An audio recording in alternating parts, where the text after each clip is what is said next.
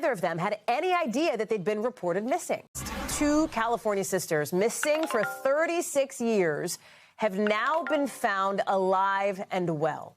Police found both Jasmine and Elizabeth Ramos in Ventura County, California, living under new names. Neither of them had any idea that they'd been reported missing. What? How did this story unfold? Apparently, their mother was killed. She was stabbed multiple times and found dead in Arizona back in 1989. Somebody walking by found the girls. At the time, they were just 2 months and 14 months old. They were just babies. Days after they went missing, after he heard kids crying in a park bathroom. That's where they were found. At the time, police didn't make the connection between those missing girls, again, found separately from the mother. The girls were adopted by a couple and raised together. Now, the investigation, of course, is shifting to search for their mother's killer. Rahima Ellis has more. This 3 decades, Rahima, that this connection was never made. How did police end up either tracking these girls down? Was it coincidental? How did they find them? It's not a coincidence at all. This is a result of good old-fashioned detective work, actually. In 2019, the Mojave County Police Department decided to set up a cold case unit to investigate cases that they had not been able to solve. One of them that they decided to zero in on was that of this woman whose body, her stabbed body, had been found. Didn't know who she was, had no identification on her.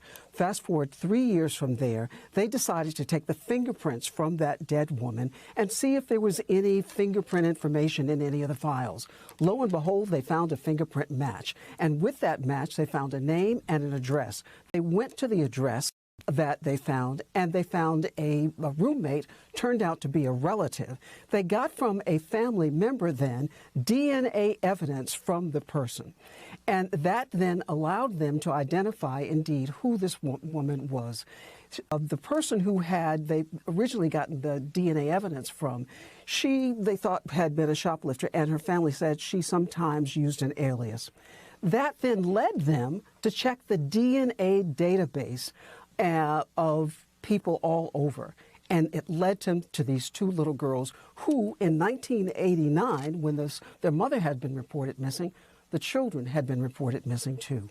Wow. It is just incredible to think about. Do we know anything about their reaction tonight? What about the search to find the killer of their mother? We don't know about that, but we do know that the girls had been keeping some sort of clips and files over the years because they were curious. They were raised by a foster family.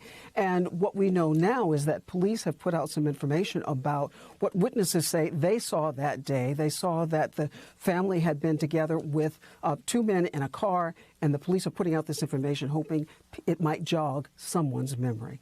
Well, definitely a story we're going to keep tracking.